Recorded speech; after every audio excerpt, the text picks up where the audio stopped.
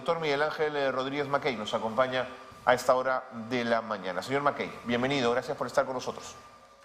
Carlos, muy buenos días y muchas gracias por la invitación. No, es un gusto conversar con usted, gracias por acompañarnos. Vamos de lleno al asunto. La jueza de Columbia, Beryl Howell, rechazó ayer el último recurso que interpuso el expresidente Toledo. Toledo, por supuesto, estaba impidiendo su arresto, como lo había hecho durante los 6 años que ha estado en los Estados Unidos. Yo quería preguntarle, ¿qué tan antiguos son los acuerdos de extradición entre el Perú y los Estados Unidos? Te agradezco por la pregunta, Carlos, porque en verdad Perú y Estados Unidos, en verdad además Perú, Estados Unidos y con muchos otros países, los acuerdos de extradición no son antiguos, no son viejos. El proceso de evolución de las relaciones bilaterales asociadas a evitar la impunidad, porque eso justamente busca el tratado de extradición, evitar que la gente que comete delito fugue y al hacerlo permanezca viviendo en paraísos fiscales, etcétera. Pero todo esto, digamos, no tiene antigüedad en el proceso del derecho penal internacional. Pero es importante decir esto, fíjate, Carlos, es verdad que la extradición supone la elaboración de un tratado, un acuerdo, claro, donde hay un pacta sunt servanda y se tiene que cumplir. Pero mira la singularidad de la extradición, que siendo o teniendo como base un tratado acuerdo, al final, incluso si la Corte Suprema del Estado requerido, en este caso Estados Unidos, tomara la decisión de anular la extradición, el nivel político puede decir que no. Okay. Y cuando eso pasa, se quedó en verdad sin piso la extradición. En este caso, en el de Alejandro Toledo, expresidente del Perú, el nivel político, es decir, el Departamento de Estado, dijo que sí al lugar a la extradición. Es decir, hubo una convergencia entre el nivel jurídico, judicial, y el nivel político de los Estados Unidos, con lo cual lo de ayer en verdad fue la última posibilidad, los últimos recursos del expresidente, esa moción de emergencia que presentó a última hora. ¿Para qué cosa? Recurrir a estos mecanismos que impidan que sea extraditado, suspenda la extradición. Como hemos visto, eso está completamente agotado. Perú y Estados Unidos, entiendo y asumo, al dar a Estados Unidos la luz verde para la extradición, buscan que una relación bilateral entre dos países, uno gigante y otro periférico, pequeño, etcétera, no se vea entorpecida por un caso de esta naturaleza, y por eso, siendo stricto sensu un asunto de naturaleza punitiva judicial que deberá someterse a un juzgamiento, para Estados Unidos, para su justicia y para su nivel político, es un caso agotado. Ok.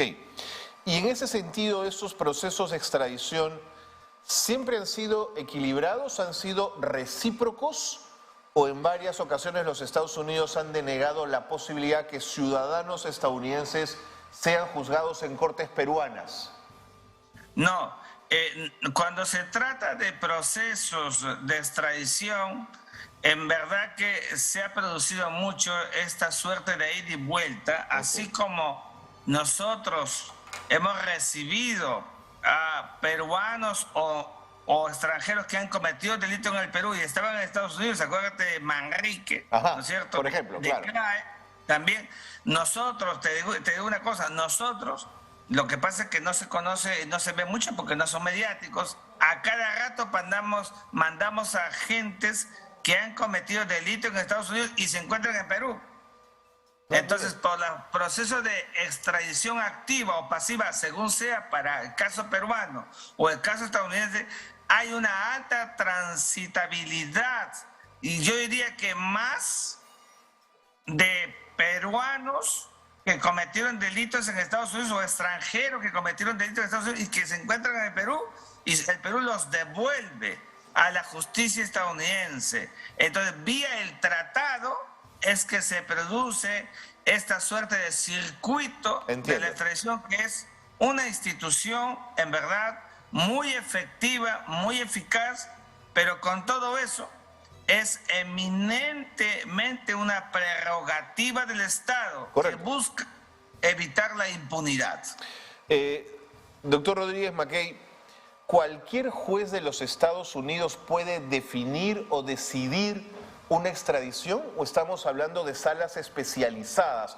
Se lo pregunto porque la cantidad de juzgados que ha encontrado Toledo para interponer recursos daba la sensación que cualquier juez podía resolver. Una excelente pregunta. Lo que pasa, Carlos, es que el sistema jurídico estadounidense está fundado en una construcción no como la nuestra romano-germánica de jurisdicción y competencia. Ahí es más abierto. Pero con todo eso, los jueces deben ser fundamentalmente de la circunscripción de California. Ojo con eso. Okay. Entonces, tampoco es que lo pueda hacer un juez de otro estado. Claro. Tiene que ser un estado en el que se encuentra, en este caso, imputado el expresidente Alejandro Toledo. Entonces, recurre a todos los espacios vitales judiciales que ha habido y usa, si quieres, al de San Borja, al de Lima, al de Chorrillos, un poco así, porque están dentro de Lima. ¿Qué es lo que ha pasado en California? Que ha utilizado todos los mecanismos ya agotados, como lo hemos dicho, y justamente eso es parte de la viabilidad explosiva que tiene la dinámica de la justicia estadounidense. Clarísimo. Lo llevo a un terreno un poquito más político. ¿Cómo evalúa el hecho de que un expresidente de la República del Perú, alguien que ha tenido el honor y el privilegio, ¿no es cierto?, de estar al frente de los destinos de nuestra patria, haya acudido a 1001 leguleyada, triquiñuela judicial para no responder a la justicia peruana? ¿No es avergonzante de alguna manera? Yo creo que los expresidentes de la República, Carlos, que se ven involucrados en circunstancias punitivas, ya ese solo hecho ensombrece a la majestad de la institución que han tenido, al país que han personificado, ojo, no solamente representado, personificado, y evidentemente casi todos, no solamente el caso Perú, de otros países, asuntos de corrupción.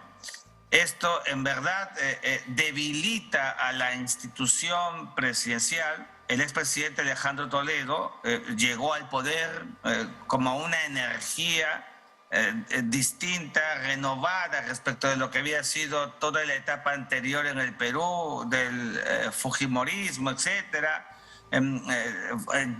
Fue explosivo por los cuatro suyos, etcétera. Sin duda. Yo lo conocí a él ya, te cuento, en la etapa en que era expresidente de la República. Incluso vi de cerca su trabajo, fui hasta candidato al Congreso de la República cuando me acercaron a él, en la medida en que yo trabajaba mucho el tema de la delimitación marítima. Pude conocer un personaje, digamos, en la objetividad del caso interesante, pero tenía pues sus cuestiones que ya todos hemos visto luego. Yo no juzgo a un expresidente, lo hace la justicia. Igual él ha decidido volver al Perú, se está allanando. Hay que decir las cosas con objetividad. Él nunca fugó del Perú, salió por la puerta, por el aeropuerto y fue detenido, que es una cosa distinta. Y las imputaciones que tiene son muy graves, son realmente de una dimensión, digamos, que le va a producir un impacto. Las penas son altas, no van a bajar de 15 años. Y si hay responsabilidad penal, pues tendrá que someterse a la justicia, porque si no, entonces no construimos país, no construimos patria, no construimos Estado. Muy bien. Todo comete un delito, tendrá que someterse a la justicia y no puede haber para nadie ningún tipo de privilegio. Esa es una regla básica para un Estado contemporáneo, Carlos. Totalmente de acuerdo. Doctor Rodríguez Mackay, muchas gracias por habernos acompañado. Gracias por haber estado con nosotros. Gracias a ustedes. Muy buenos días. Hasta luego. Buenos días.